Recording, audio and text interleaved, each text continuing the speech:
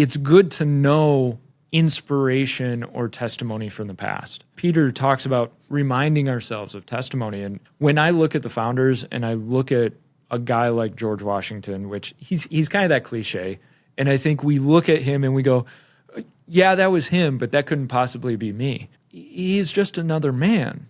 I think my faith really changed when I fully comprehended what Paul says when he says, what I want to do, I don't do. And what I don't want to do, I do. And it hit me like a ton of bricks of like, oh, he's a human. He's not perfect. He's like me. He struggles with stuff still, even though he's writing out these epistles, right? And so I ended up putting that onto everybody. It's like, oh, wait, every single person, no matter great or small, really is a true human being who struggles with things. Ladies and gentlemen, welcome to the Strong by Design podcast. Coach Chris in the house, and super excited to talk with our guest Mike today, a friend that we met briefly at the Rise Up Con event that we've been kind of sharing all these terrific conversations from men and women from that event for the last several weeks. And this was just another human being that I wanted to connect with, and we unfortunately kind of ran out of time for a short 2-day event, but passed each other numerous times throughout the 2 days, kind of had each other, I think, on each other's radar, and then finally just said hello for about 5 or 10 minutes at the end and said, we got a podcast. And sure enough, he has a podcast of his own, and you'll learn more about that as we roll here. But to properly introduce our guest, he is Mike Sonneveldt, kind of like Roosevelt, but cooler. And he's the Chief Operations Officer at Self-Evident Ministry. And he is, I'm actually repping some of the gear right now. Yes, you are. It's looking good on you, man. I thought about this in the shower this morning. I'm like, what am I wearing today? Oh, I know. I'm podcasting with Mike. I'm going to wear the hat and the shirt. We kidded you out for it. Yeah, I got it there. So anyway, they have gear, and he is a national speaker. He's an author and co-host of the Self-Evident podcast, and no better person to podcast with than a fellow podcaster, because we usually aren't short on things to say. But if you're a new listener of the show, we welcome you to today's episode, but certainly go back. Gosh, we have hundreds and hundreds of past episodes. The last few recent ones have a lot of these Rise Up Con conversations from people that were at that first-time event in Tennessee. If you're a past listener of the show, we welcome you back. We thank you so much for supporting the show, and we hope you're continuing to share it with friends or family. If you hear a powerful conversation, something that's kind of, maybe makes you a little bit uncomfortable, or it's controversial, or it's a conversation you've been meaning to have with somebody that you haven't been willing to have, and the podcast would be a good starting point for you, because we do kind of go off in lots of different directions. Please do that, because that's the beauty of the podcast show, is going deep on something, on issues that we all. I'm a human being. I'm a husband, a father, a coworker, a friend, just like all of you listening, and I have the same thoughts and feelings about things that need to be discussed. And so that's why we have terrific guests like Mike on the show, to be able to go deep on these things and find out what they're doing in the world. And it's very exciting. I want to know more about Self-Evident Ministry myself. So, Mike, welcome to the podcast, sir, and it's now your turn to deliver a little bit of who you are, what you do, and I have a whole bunch of fun stuff to get into with you. Absolutely. So where do I begin? I was born in 1986. No, all right, I'll move forward. It's all good.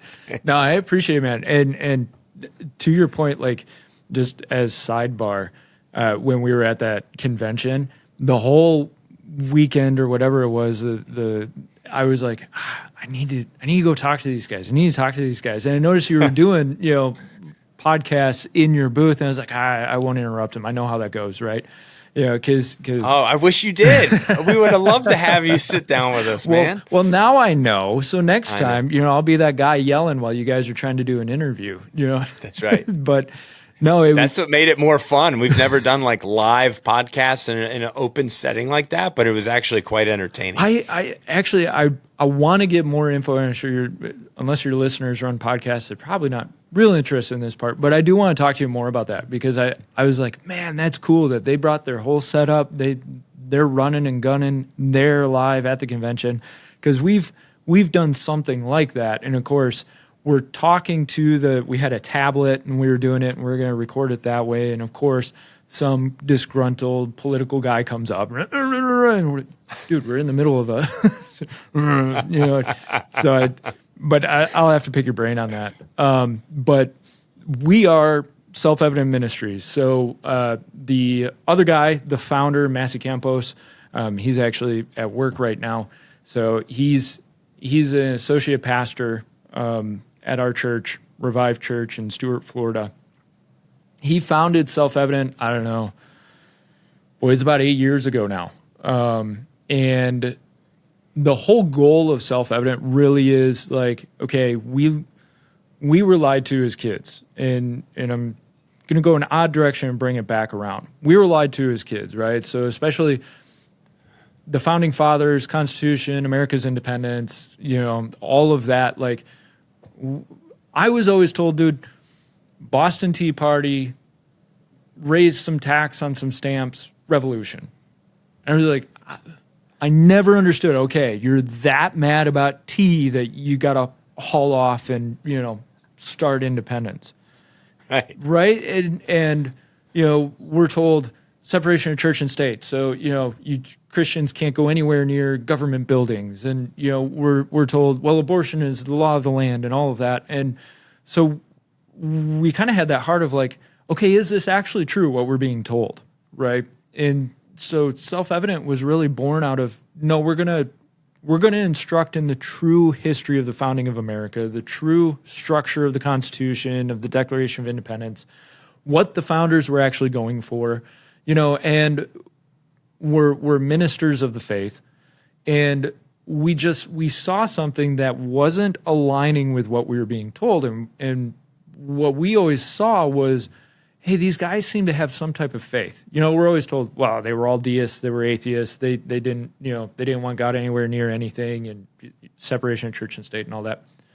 And we just knew that wasn't right. And so over these past 8 years, our passion really has been, okay, we're going to, through their own quotes, through their own writings, we're going to show people the faith of the founders. We're going to show how they originally structured America, the government, limited government, liberty, a group of people who shove off away from the king. They're like, we want independence. They tried to structure independence in there, and then at the same time, we're so passionate about the culture and where America's going. So we're very passionate about discipling people and bringing them up. We're very passionate about, hey, how is Christ represented in the culture? How do we fight this war against wickedness? And so we've kind of got our fingers in a whole lot of different pies. But it's fun for us, man, because it's our passion. Our passion is like, ooh, there's a problem. Let's go there. Ooh, there's a problem. Let's go there, But all of it's kind of undergirded in this passion of history, this passion of faith, this passion of theology, and all of that. So that's Self-Evident in a nutshell. That's amazing. All I can think of too, as you're talking about that, and is the start of the Pledge of Allegiance, one nation under God, right? And God is very much a part of the language of that era, the late 1700s. Most of those men were Christians, right? And it's, for me, and I know what you're saying, especially I think what's taught in the last several decades in the school systems to our young children, the separation of church and state, they were intimately connected back then, and we've gotten so far away from that over the last 50 to 100 years and we've seen this massive erosion of what's true and what's right, and it's frightening.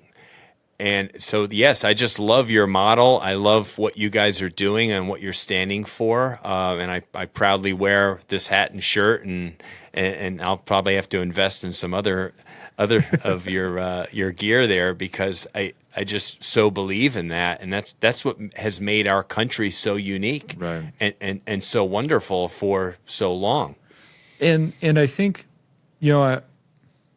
I love the model that you guys have and what you guys are going after. And I think it aligns well in the sense of, like, for us to be who God intended us to be, right? For us to be all that he shaped us to be, like, it's good to know inspiration or testimony from the past.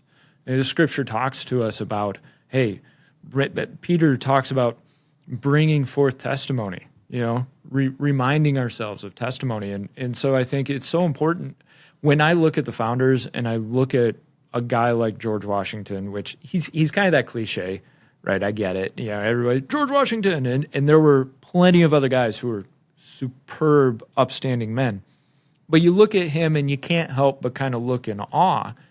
And I think we look at him and we go, yeah, that was him, but that couldn't possibly be me. Right. He's just another man. And let me put it this way. I think my faith really changed when I fully comprehended what Paul says when he says, what I want to do, I don't do.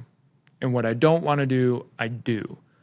And it hit me like a ton of bricks of, like, oh, he's a human. He's not perfect. He's like me. He struggles with stuff still, even though he's writing out these epistles, right? And so I ended up putting that onto everybody. It's like, oh, wait, every single person, no matter great or small, really is a true human being who struggles with things.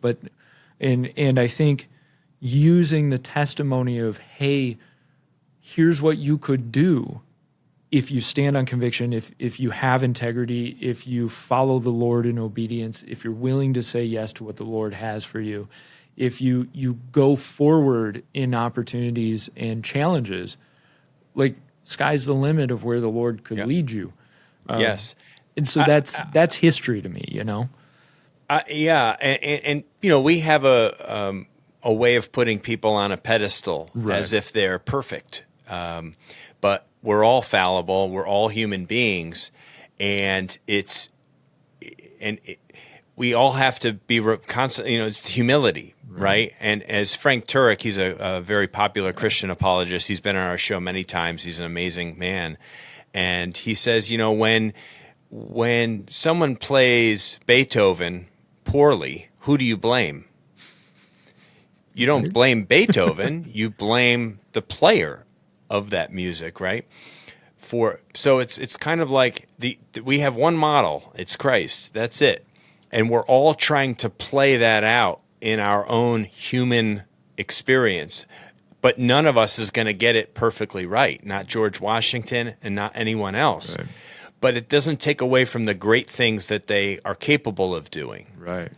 And what you listening on the other end, what you, Mike, are capable of doing. We all are capable of great things. It doesn't mean that we're perfect or should be, looked at as like something, above other people. We're just, everyone has this ability to for greatness. It's just being able to step into that while understanding that, not letting ego blind you. Right. And I think it's that figuring out what that aspect of greatness for you is, because not all of us are going to be powerful generals, and there's a lot of people who point out, hey, Washington was a really great general.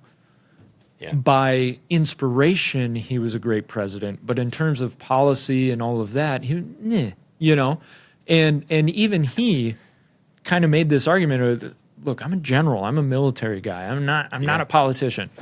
And so it's great when a person can kind of find that lane or that purpose, and I would even ask you, who's somebody in history, and you can't say Jesus because, of course, he's given, right? Who do you look up to or admire as a great, and why? And I'm specifically asking you because I think it'd be interesting. I'm doing a little social experiment on you. Okay. Wow. All right. Well, and just because it just popped in my head, and I just saw an old interview back from, it had to be like 77, 78, 79, was actually Sylvester Stallone. Okay, and cool. This is the reason why I say it, because he's the ultimate underdog and the ultimate champion in one. And it's my favorite movie of all time, Rocky, the original. And Rocky 1 and 2 are kind of flow together very well. It came out in 1976, the year I was born, won the Oscar, and I think is still probably the best underdog story that's ever been on screen. But what made him so amazing was that he had such fight and such grit and was far from perfect. But it's that American spirit. He had a relationship with God. He loved his wife. He was coachable. He had a great coach in Mickey, and he was always humble, and all the way through. And what even makes Rocky better is that he doesn't even win. Right. In exactly. Rocky. He doesn't even win, and you still feel like he won at the end of the movie because of the way his character rolled through that experience. And I just, so for me, that he's been one of that, and I heard an interview. The reason I bring him up is because I heard an interview back from that late 70s after he had success with Rocky. They were questioning him about the character, and it really portrayed his life. His life was kind of a lot of bumps and obstacles and things not going his way until finally he writes this amazing screenplay in like 2 days, by the way. He wrote that whole story and was down to his last nickel. I mean, sold his dog. That dog, Butkus, that's in the movie, that was his dog. He sold that dog to be able to have enough money to do what he needed to do, and he ended up buying the dog back. And it just, the story is just amazing, and I just find him to be an amazing human being. I love it because you zeroed in on, hey, there's this aspect of underdog who, that whole Rocky quote of it's not how hard you can hit, but how hard you can get hit and get back up, right? Like that whole just perseverance and that drive and that overcoming. Like you could have said, the guy's got an amazing physique, which shows his discipline, shows his effort, shows his hard work in the gym. You could even say Rocky's boxing skills or his drive and physicality and all of that. You could say, throughout the movies, his overcoming and winning against, Goliath type opponents. But I love that you zeroed in on it's that underdog story, that overcoming story, which was Sylvester Stallone's story kind of mapped onto that first movie, especially. Yep. And it's like, and he fought tooth and nail to make himself that role. They wanted, when he brought it to people, they're like, "No, we don't see you as the character." He's like, "Well, I'm not. It's either me as the character or nobody." Which, like he knew he was the perfect character for it. Man, and that's cool because he stuck to his guns, right? Like I think a lot of people would go, "Well, I want to get the script sold. So if the people in charge are telling me I can't be Rocky, well, okay, I'll give you the script." But that self-assurance of like, no, I'm going to be Rocky. I wrote the script. I'm going to be him. It's me. Take it or leave it. That's conviction. And that's what I love about examples, whether from history or culture or even movies or action heroes or that kind of thing. Like, if I think for me, the first name that comes to mind is Winston Churchill. Oh, yeah. And just the man not only took on enemies in Europe, but he took on the battle from his own people. Like every step of the way, the whole time, it was always people, kind of an underdog of like people always discounting him, discrediting. Nope, Churchill's no good. Even his own father was like, you're a waste of space, and this attitude of, I don't care what you say, I know what I'm supposed to do, and I'm going to do it. And it doesn't matter if nobody is behind me, I'm going to do this. And just that peak of standing in the face of evil especially, but standing in the face of so much onslaught and pushing against, and he won a nation over. And unfortunately, they kind of discarded him afterwards, and all that. But just that, and he was so smart. He so well spoken. He was so driven. And so I look at the guy and it's like, he's got a quote that I appreciate. If you stop to throw stones at every barking dog, you're never going to get where you're going. It's like, I don't know how many times that's informed me. Yeah. It's like, oh my gosh, yeah. Okay, the barking dog. I got to keep going, He has a lot of terrific quotes. We actually have one of them in our break room, a picture of him, and the quote, it's, success is stumbling from failure to failure with no loss of enthusiasm. It's been said a couple different ways, but that's, it's that whole failing forward, fail your way to success type of thing. It's like you can't let one misstep or one mistake or one error, get you down. You can be an MLB baseball player and have the worst game of your life and your team wins, or right. It's always about being able to roll and keep pushing and not giving up and not surrendering, and I think that is the American spirit. That's the American story. That's what made this country so great, was all of these people from all over the kind of the world, right? You go back a few hundred years, people flocking and immigrating here, and hardworking men and women from all different parts of the world that wanted a chance at this new life and these freedoms that exist inside of this Constitution. And that's what this country has been built on, and that's what we see eroding, and what's is so frightening. And that's it. And you nailed it. It's that individualism spirit, right? And we could get into like the weaknesses of that whole thing, but if there's one thing that I believe really drove America, well, two things, right? The first one obviously was faith and respect of God.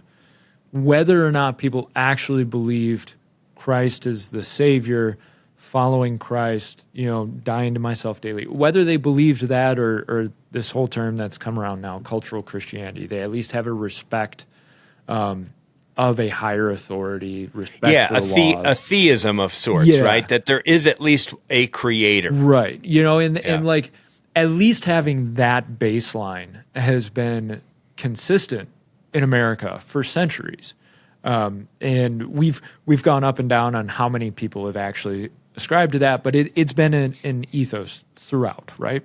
I agree. So there's that, and then there's individualist spirit. This whole government's not going to do it for me, other people aren't going to do it for me, I've got to do it. And that whole like Western expansion, manifest destiny, all of that. Like my son and I are reading through Little House on the Prairie, and I love that Pa in the book, he's like, nope, too many people. He's in the woods of Wisconsin, and he's like, too many people. And there's like 2 people within 10 miles of him. He's like, we're going west, And you're like, and he picks out a plot of land. He doesn't talk to anybody. He doesn't go down to the government and say, okay, I'm going to buy this. No, he just picks a plot of land.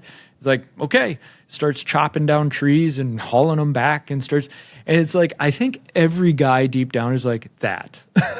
Like, if I could do that, Yeah, And I agree.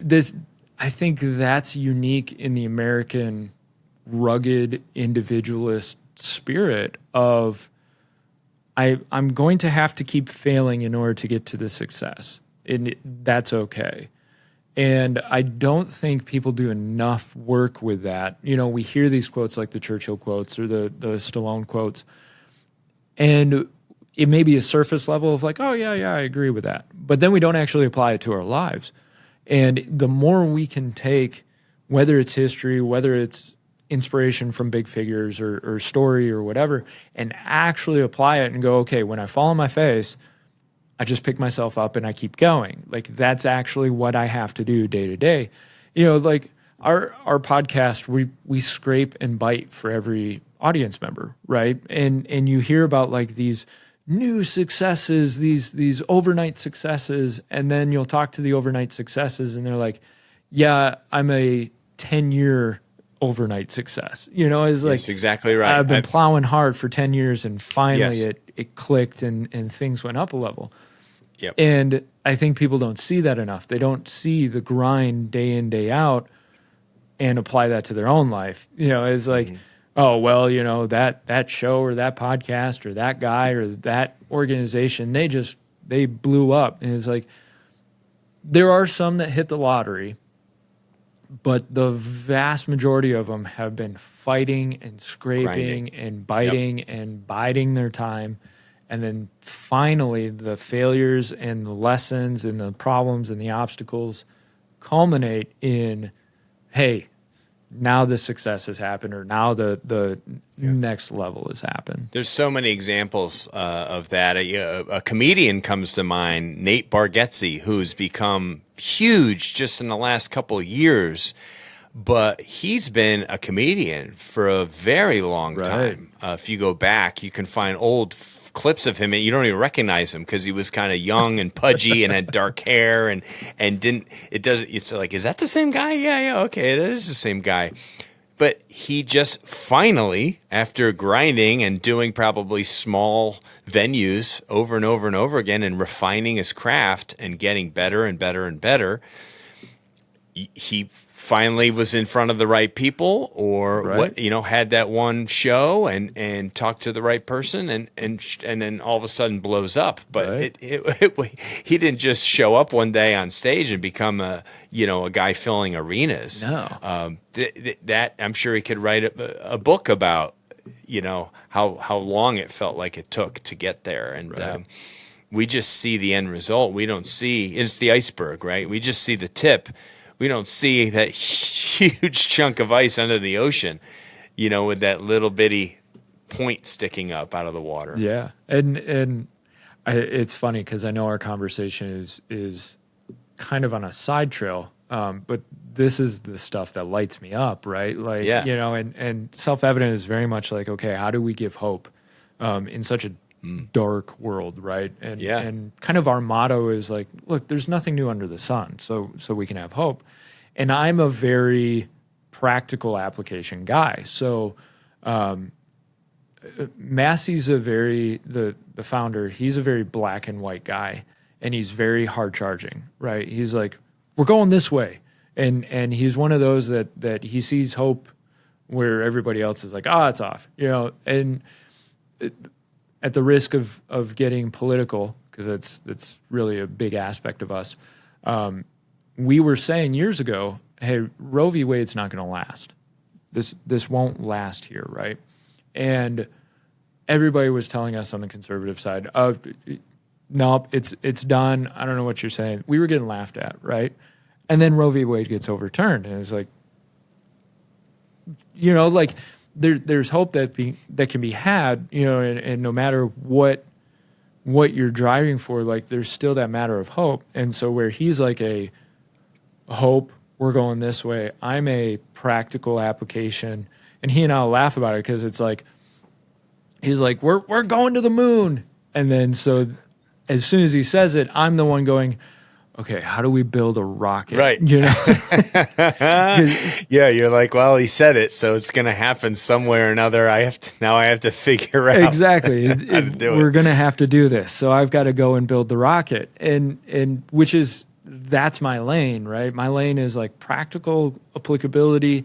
How do we take this thing and put this in, and how do we do this, and break down the steps for people? And that's where I think, hey, we've got hope of where this nation can go. And immediately my mind goes, okay, so now we've got to help develop every single person we can in this nation so that we can ensure that we get to where we're going.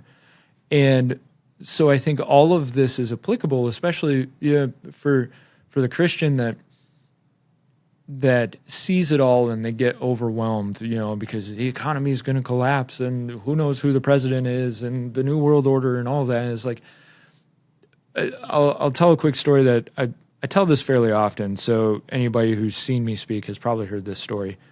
I was talking to a guy. I got done talking, giving a talk, and a guy came up and he goes, "I've been a firefighter for 31 years." And he said, "I'm overwhelmed. I don't know what to do." And I kind of looked at him and I was like, okay. I said, if you roll up on an industrial fire, big, massive industrial plant, I said, do you just start spraying wildly? He goes, well, no. Right. I said, you've got other guys on your team and you've all got a job and you stick to your job and you do what you need to do and you guys coordinate, but you have to have trust that the other guys are handling their job, right? And I said, that's what you need to do. I said, stop looking at the overwhelming picture. It really is that how do you eat an elephant?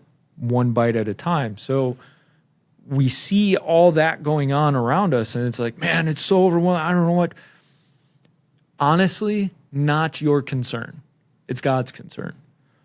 The question is, what are you doing that you've been called to do? What's your purpose? And how do you fulfill that? And that gets a lot easier because it's like, okay, I know for me, I'm not called to, I don't think I'm called to run for president, right? So that's not in my purview. I'm not thinking I've got to run for president so I can save the world. I'm not called to own a company that rivals Amazon. So, I'm a business owner. I've got my business, but I know what is the goal of that business? To help others, right? And so if I just follow my course in my day-to-day and I do what I'm called to do and then all of a sudden those failures that happen in my life when I fall flat on my face, it's like, okay, I get up tomorrow and I fix the problem and I keep going and I know God's the one who's going to do the rest. And that faith is really important of, in the end, he's got it and he's going to make up the difference. And I don't have to worry about his master plan. Yeah. And he can use our failures, right? Just like he can use our successes. And that's what's so powerful. And we don't see the plan, the big plan, like he sees it, right? We're not meant to. We aren't capable. We couldn't comprehend it. But our paths are supposed to be bumpy, and I think really it's to be able to have true empathy for other people, right? To know difficulty, to know challenge, to know loss, to know all of those things. That's what keeps us able to connect with other people, because if we had it easy, how are you going to really connect with somebody else who's had it difficult? And that's what makes life, I think, so sweet, is when you have gone through, the champion who lost year after year after year, who finally wins. I mean, how powerful, how meaningful is that one championship, for that individual. So speaking of which, connecting and stuff, you do a bit of traveling. You speak at high schools, colleges, churches. What have you heard, or has there been kind of a shift in what you've been hearing in the last couple of years? What is that like? Because I get out there with people, but maybe not as much as you are in what you're doing. So what's it like at the ground level? I think that's a really great question. I think in the past year, give or take, there's been more hope.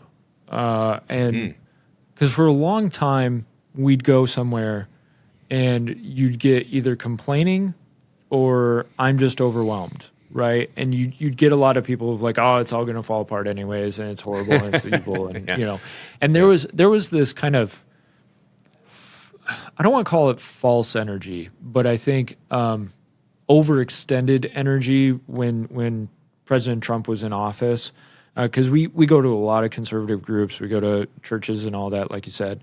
And so the conservatives especially, they saw Trump, and the problem was they all thought he was going to fix all their problems. And we were trying to say, cool, but he's not the one to fix all your problems. It starts with we, the people.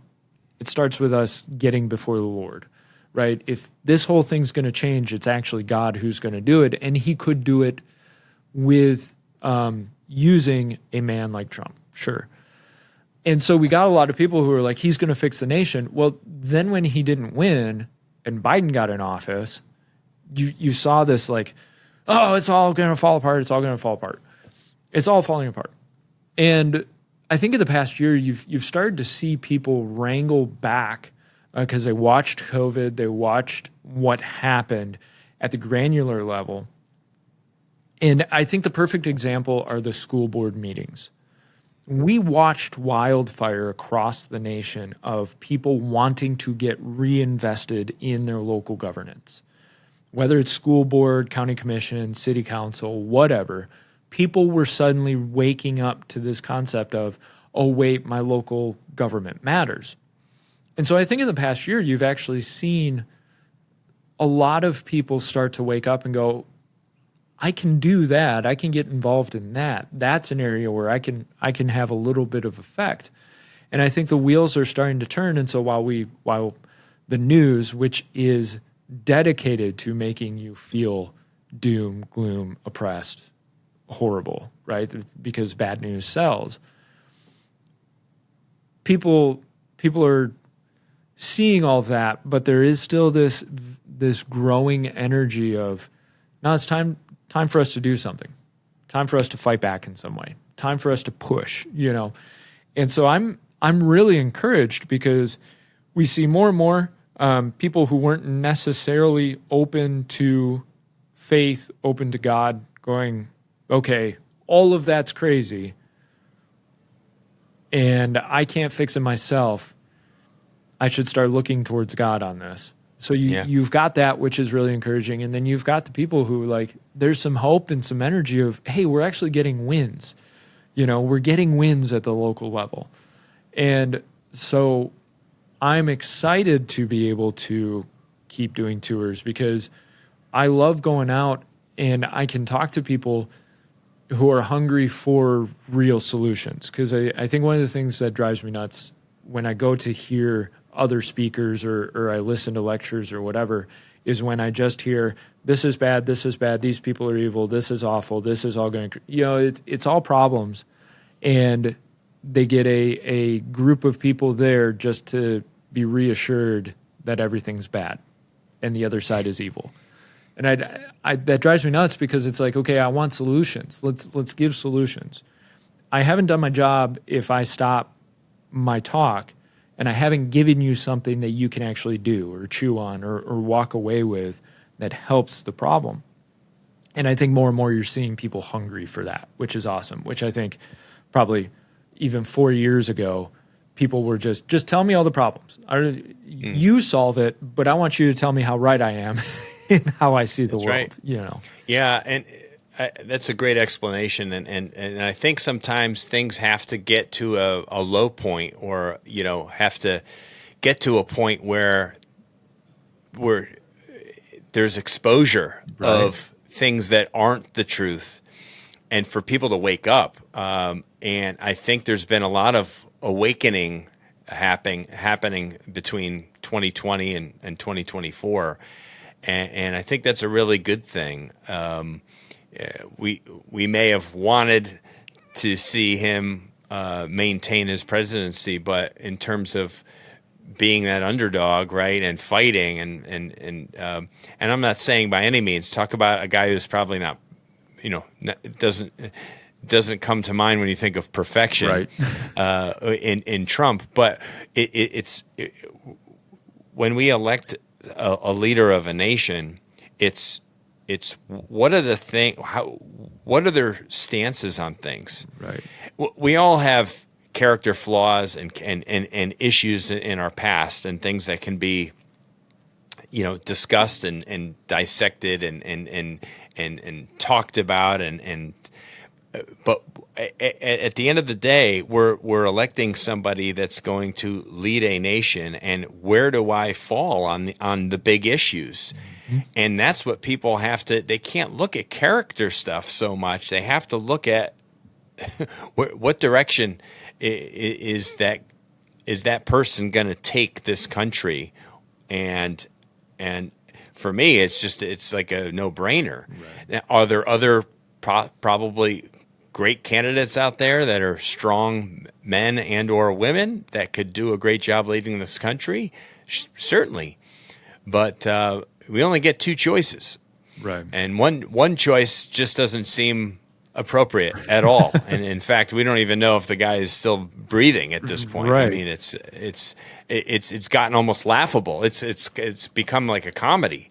And I can't imagine what it's like for the rest of the world looking at us going, what is happening in this country? I've seen skits from other countries. Like, I don't remember if it was Italy or France or something. And it was a skit of like the Secret Service guys holding up Biden as he's trying to give a talk. And it's like, this is how the world sees us, and mind you, this was 6 months ago. Right. And I'm with you. I think one of the things that we as the people need to do is, let's take Trump. Cool, you're the hard charger. You're the man plowing forward. It's our job to hold your feet to the fire, to keep to the principles that are important, right? And I think that's where we get off the train is we tend to sit back and go, oh well, he's got it, so whatever he says, good enough.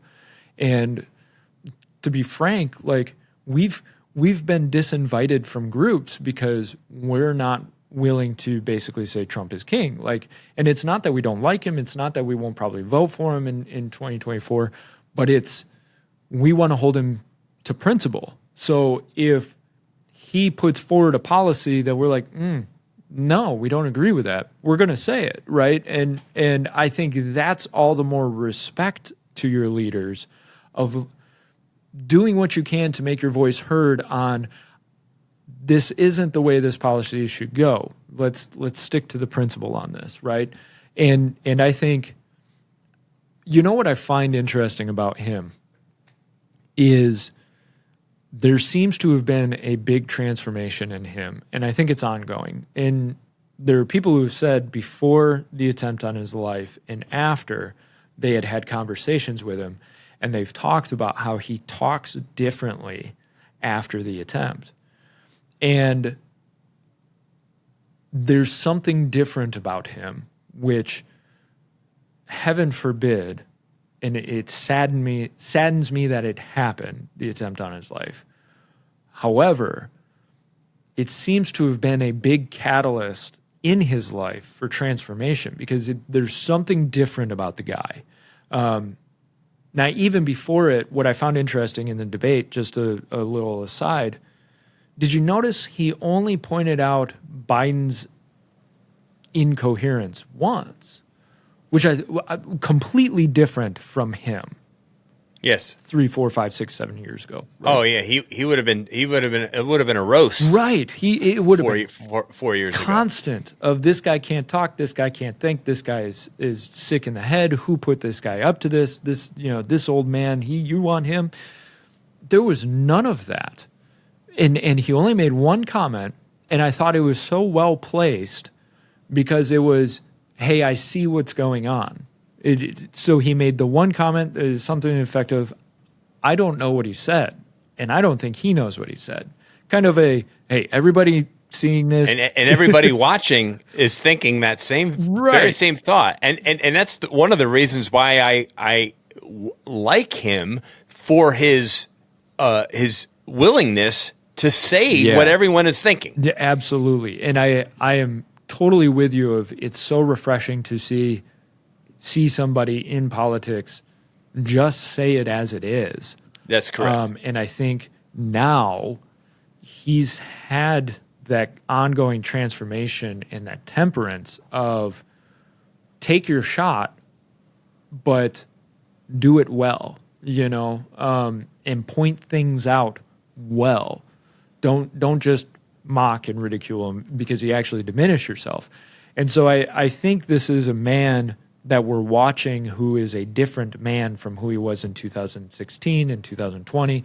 And that gives me real hope, because a humbled man is one who recognizes that there's something else at play than just his power to, strong arm the system, and I very much believe that there is a humility before God happening in his life, where he can look at these things and go, where is God in control, and what would God want me to do? Or what would the Bible say I should do? Or what would ancient wisdom put forward through Scripture say I should do? And that's a different process than the man that I think he was 8 years ago of, no, I'll do it. I'll fix it. I'm going to be the one to get it done. It's me who's going to do it. And so that's totally tally in his favor. And I think it's up to us to come alongside him and say,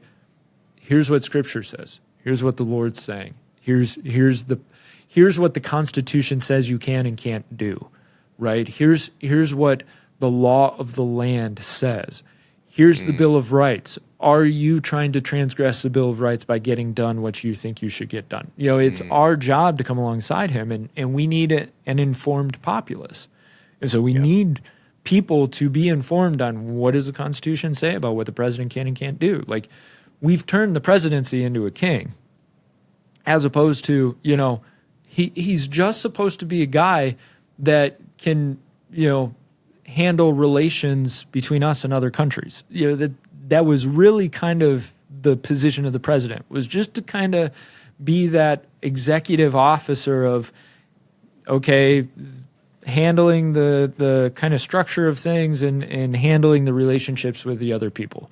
That was it, and now we've turned it into a king where, oh, well, like Obama said, I've got a pen and a phone and I know how to use it. It's like, no, that's that's completely opposite of who you should be as president. President should be the one that we're paying attention to least, yet we've tried to make it a king. So it behooves us to come alongside whoever wins this, which, praying, hey, President Trump, and say, here's what the Constitution says.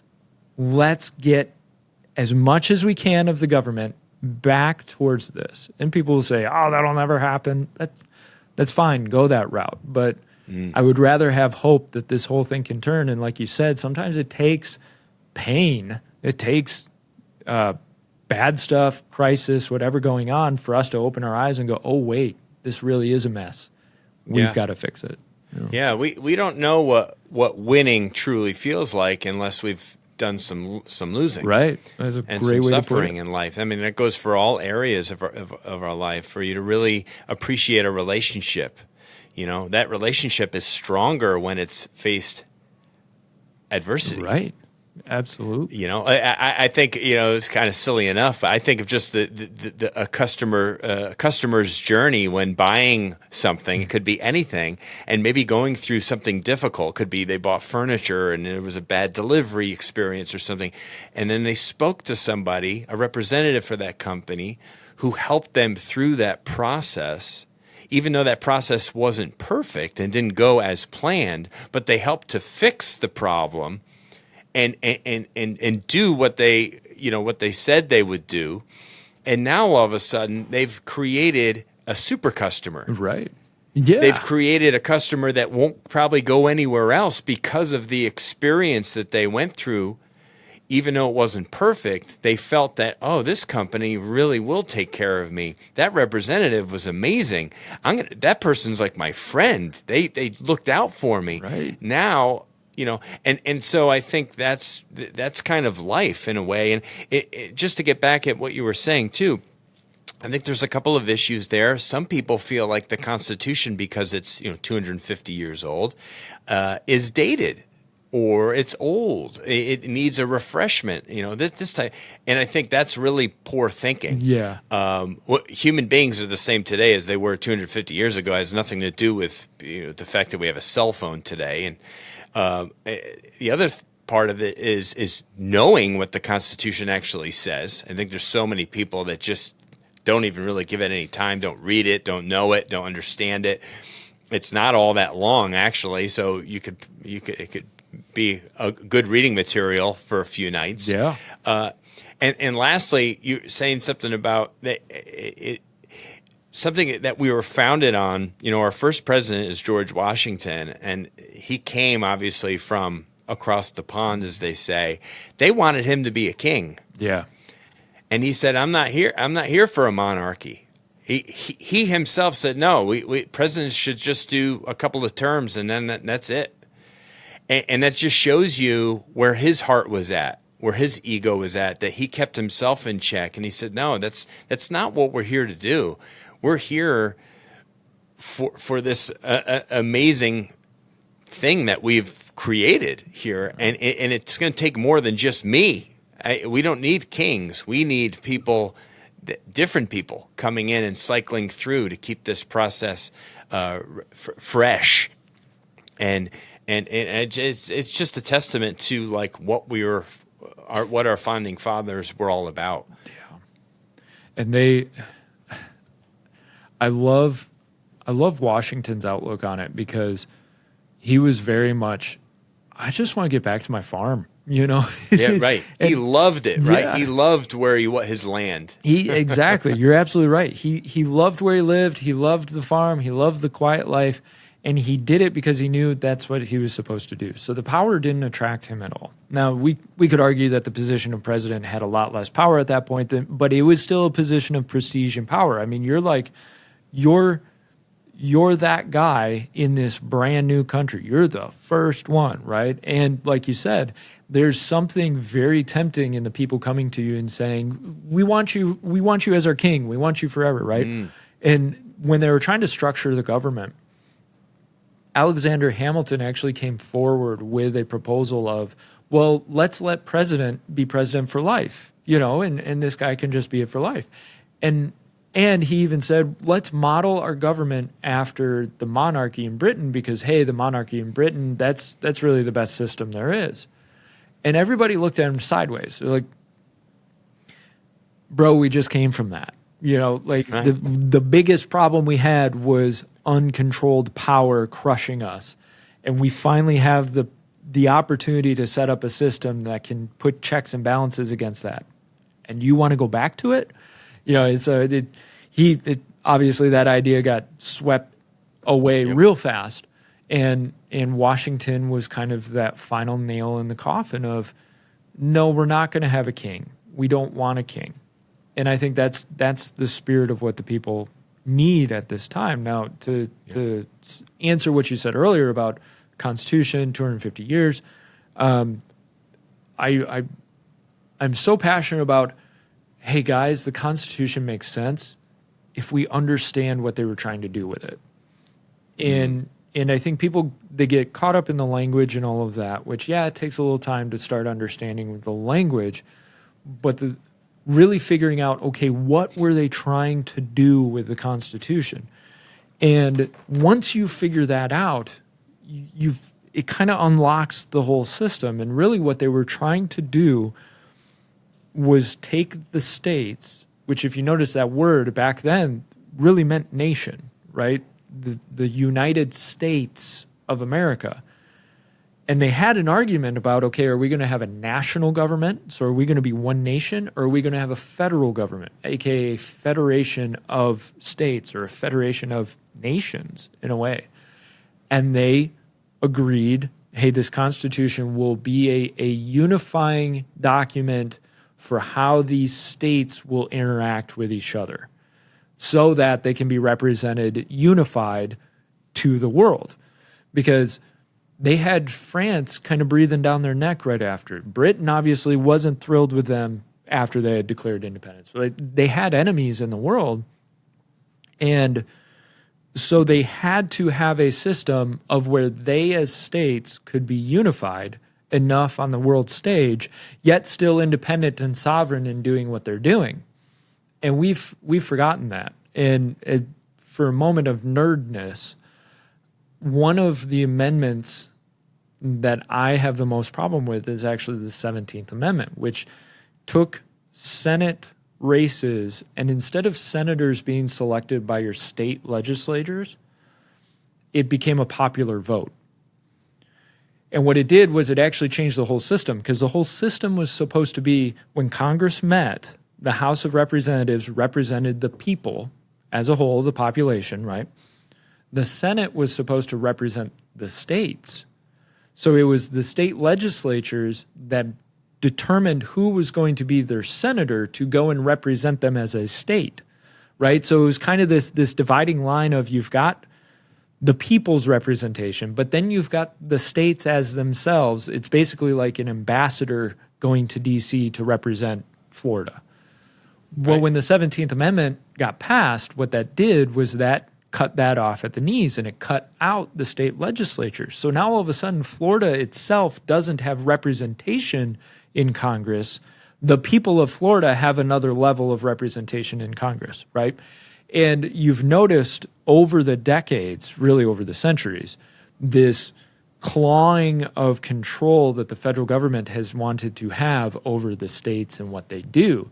And so most people, when they look at the Constitution, they look at it as a document of this is from the top to the bottom.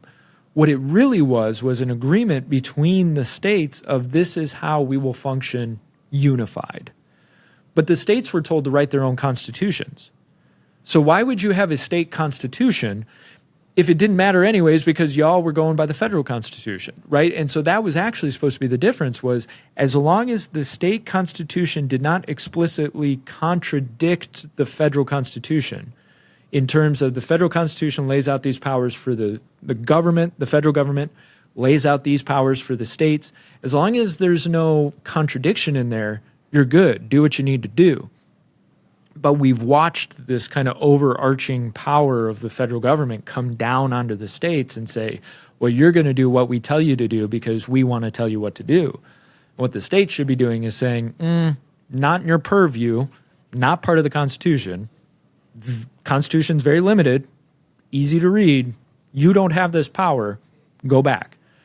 But part of the problem is the states, and this was the 16th Amendment, was direct income tax, direct taxation. So now taxation gets pulled from the people, put into the federal coffers, and then the federal government turns around, hands money to the states when they do programs that they want them to do. But if the state doesn't do it, then they blackmail them with their own money. So you as a citizen of Florida are being blackmailed with your own money by the government if your state doesn't do what the federal government wants you to do. And I think you started to see, especially during COVID, you started to see states stand up and go, no more. No, I don't care what you threaten me with. I'm telling you you're doing this wrong. And I think we need more of that action, of the states standing up and go, unconstitutional, I'm not going to hear it. I'll see you in court. You know, the more we get that, the more people can start clawing back what the founders actually intended. Wow. So that's great. So that's my history lesson for the day. Oh man, that was yeah, you did nerd out right there, as you said. You said I'm gonna nerd out. I'm like, yeah, man, nerd out. I love that stuff. It reminds me of a quote from a recent podcast that actually just went up today with a gentleman, Adam Kovar, who was, did you walk around at Rise Up Con at all and see some of the booths Briefly, while you were there? Yeah, briefly. Well, do you remember the guy with the fire pits? Had that cool, like, purpley light coming out and had all these awesome stainless steel fire pits? Well, we spoke with that guy, Adam, and he's an amazing guy, Marine Corps vet, true patriot, and his story is just fantastic. Awesome. But his quote from the episode, we got to sit down with him for about 15, 20 minutes while we were there. He was our last guest before packing up on Saturday. And he said, small business, patriotic entrepreneurs are the solution to turn the tide back. And it just makes me think it starts very small. It starts with the men and women listening on this call who own their own business, Right. who stand up and do the right things, at the ground level, and the way they interact, the way they lead the employees in their business, the way that they treat other people, the way that they connect to and network with other small businesses, and who they do business with and who they don't. And if more people are falling into, alignment in that capacity, all those little ripples start to overlap pretty massively, Right. and that's how things really start to move. But it does start small. I love the small business man or woman, the entrepreneur, the hard worker. And it doesn't mean that I think, all big business is bad. I just think that, there becomes a bit of a power struggle there, and whoever's at the top, wants more. Yeah. And starts to dictate. And that's not what's made this country great. I'm totally with you. It's the small business guy, right? It's that small business guy who goes in day out and he does his thing. And there's 30-second nerd out. There's what's called doctrine of lesser magistrate. And this basically says, like, it's the duty of the one below the higher level who is supposed to keep that one at the higher level on track, right? So if you get off, you do something illegal or you're trying to, it's actually the duty of the person underneath you to keep you straight and narrow. So it's the state's job to counteract the federal government when they're getting unconstitutional or they're breaking a law, right? And it goes down that row. So then you have the small business owner where it's his duty and his job. If the city government with their compliance officer is getting outside the lines, it's the small business owner's duty to basically band together and push back. And no, you're not supposed to do that. That's not what the law says, right? And keep somebody in check. I mean, I was in roofing for a couple of years, and there was this one inspector who would make up rules on the spot. And so I was newer to it, and I was heading the tear-off crew, and I would call my supervisor, and I go, "Have you ever heard of this regulation?" He's like, "No, that's nowhere in the book. That's never been in the book." And it's like, and this is insane because you get these people who trip a power. And so it's our job to go back to that building department and say, this is what your inspector is doing, and this is wrong, and this is what we're going to push against. And I love the small business owner heart, because that's the guy who's actually, he's going in the trenches and he's doing it, and he's carving out a part of the world for him and his family. He's leaving a legacy to his children and his grandchildren that may not ever be seen by the media, but it's that guy that spends 50 years running the tailor shop or the watch repair or, and he goes in, he does it diligently, and he's able to leave legacy for his family, and they look fondly on dad or grandpa who owned this business for 50 years and, did this thing for 50 years, did this thing for 60 years. And, maybe you're in it for 10 and you sell the business and you go to something else. Cool. There's still legacy built in that. And that's, mad respect to the guys who own the Amazons and the Teslas and all of that. Cool. But yeah, there's something about that small business guy down Main Street that is like, man, I love that down to earth style, Me too, man. I guess I connect to it better. And I have so much respect for the hardworking person who gets up every day and grinds and provides for his family and has that spirit. And they're not seeking relevance or fake relevance. Right. They're relevant because of the value that they add to their community, to their home. And to the people that rely on them, maybe, the Right. 5 people that work for them or the 10 people or 20 people that work for them. And, I work for a company that has, about 20 to 25 people that work for it. And I'm honored to be, part of a great team. We have core values that lead us and guide us. We have 7 of them. And all business decisions are made by those things. And we can pivot very quickly and move in different directions because of our we're very agile. When you're small, you're able to really move quickly on things much faster than big business can move, and that's a super advantage. And I love it. It's and guidelines and things are in place to hold people in check, just like parents hold their children in check when they're going in a wrong direction.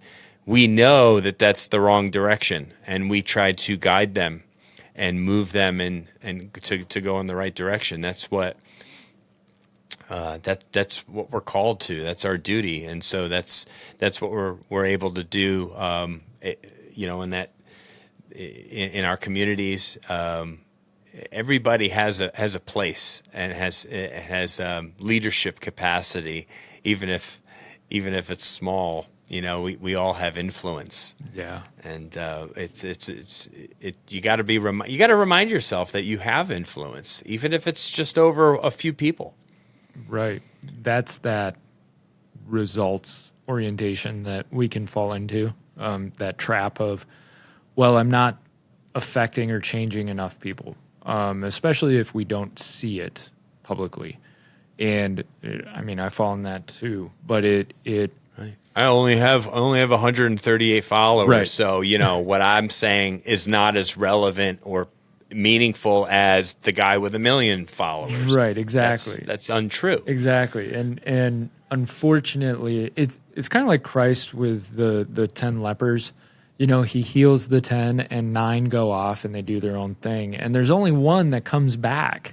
It's like, thank you, thank you so much. And it's like, you're only going to get that 1 out of 10 that's going to come back to you and say, this totally transformed me. This Yes. really helped. This picked me up when I needed it.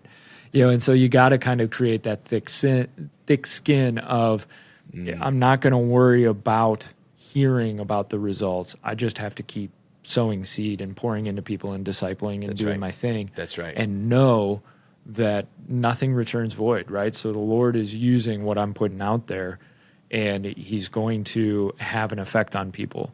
And I can be rest assured that when I'm standing before the Lord, I get to see the total fruit of what I did. Yeah. And I'm a firm believer that when we stand before him, we're going to see all of our deeds, right? Good and bad. And I think some people think, I'm just going to hear all the bad stuff I did. No, he's going to show you the good stuff you did too. And you see how you said this to this person? Do you realize that this did this and this and this and this, and that actually saved 5 people? Yep. And we've got to have faith in him that, we may sow, but he's going to reap. We're just a part of the process, and we may not see the whole thing. That's great. That's an awesome message, Mike.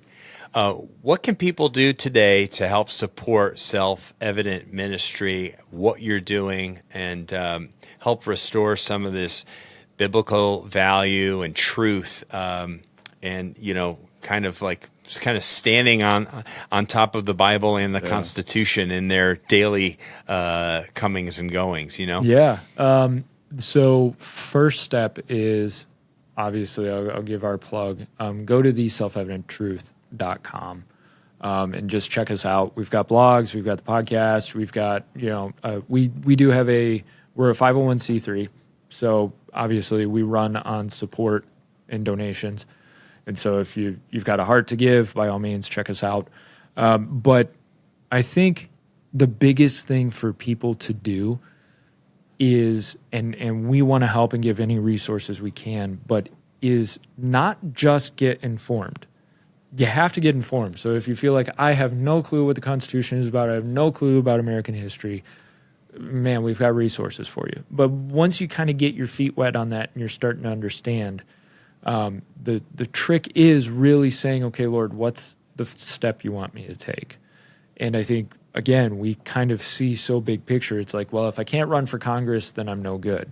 Well, maybe what God's calling you to do is be a father figure to that neighborhood boy who doesn't have a father.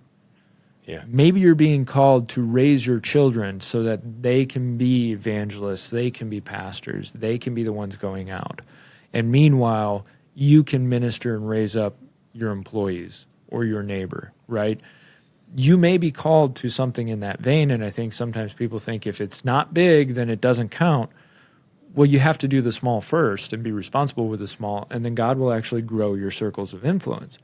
Yeah. And so I think our heart is self-evident is like, we want to give you the resources, but we also want to be able to come alongside you and disciple and teach and grow with you. And I get nothing gives me more excitement outside of somebody coming to Christ than somebody who goes up a level in their development, right? When I see somebody who's like, I never thought I would have stepped out and started a business 2 years ago. Yeah. Oh, man, that's the type of stuff that gets me. And so, I will cheer you all the way, of like people, I call it autopilot. So many people are on autopilot every single moment of their lives. They wake up, they eat breakfast, they drop the kids off at school, they go to work, they pick the kids up, they go home, they eat dinner, they go to bed. And it's autopilot, 24/7. Yes. And when you see somebody break out of autopilot and they try something new or they push against themselves, their habitual self, and they push out because they know I've got to push out and overcome the challenge in order to get to a spot that I've never been before, man, that just floors me. So if you want me to smile, because you should want to make me happy, I love hearing those stories. So send those stories to me. I love hearing testimonies of like where people were and where they get to, I even, I can get complacent too, Same here. And I can get caught up in the day to day and, wake up, go to sleep, wake up, rinse and repeat.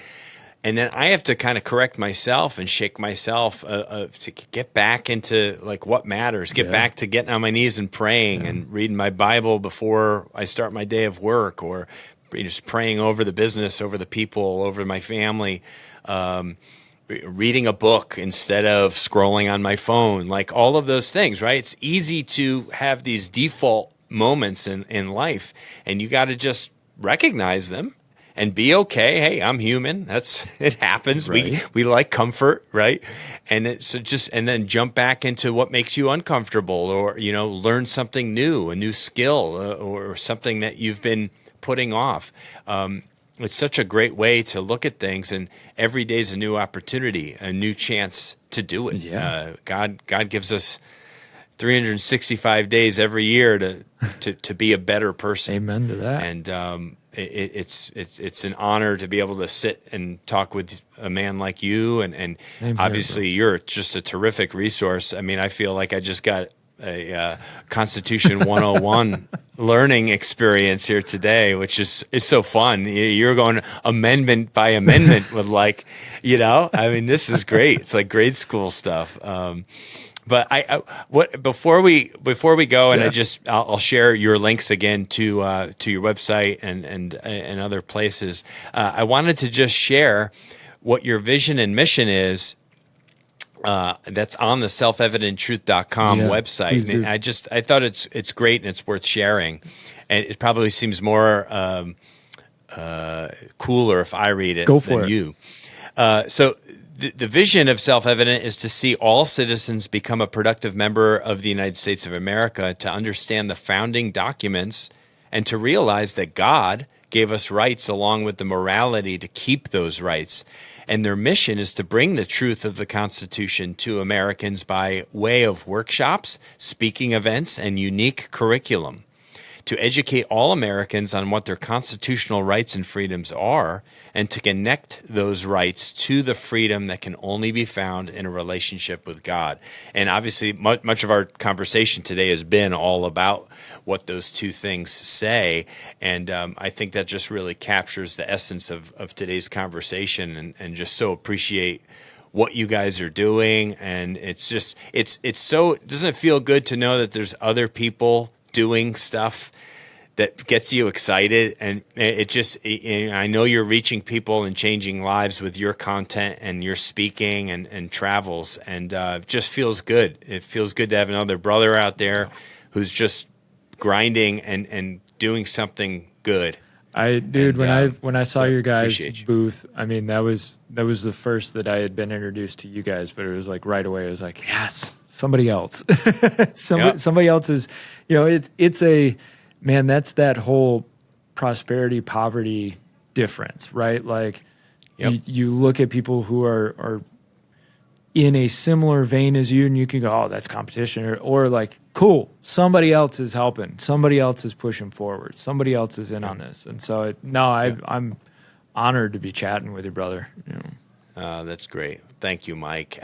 So as I said, folks, go to theselfevidenttruth.com to learn more about what Mike is doing there. And they do have, obviously, Facebook and Instagram and all of those things. It's the same thing. You're just going to look for Self-Evident Ministry. Yep. Type it into whatever platform that you're on, Facebook, YouTube, Instagram, and you will be able to learn more about Mike and his team there. I look forward to continuing to follow you guys, and it's just been such a pleasure to have you on the show today, my friend. No, I'm happy to be here. Thanks for having me, man. Been great.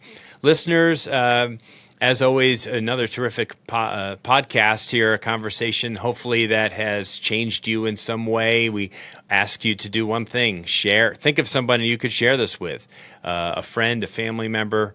It's a powerful conversation with a lot of good nuggets, I think, and I'll enjoy going back and listening to it when it finally hits live here. And it's just always just such a pleasure to have a conversation and to be able to share it with our audience. We thank you for supporting the Strong by Design podcast. We look forward to talking with you again next week. A new episode drops every single Wednesday at 6 a.m. We'll be back, and God bless you.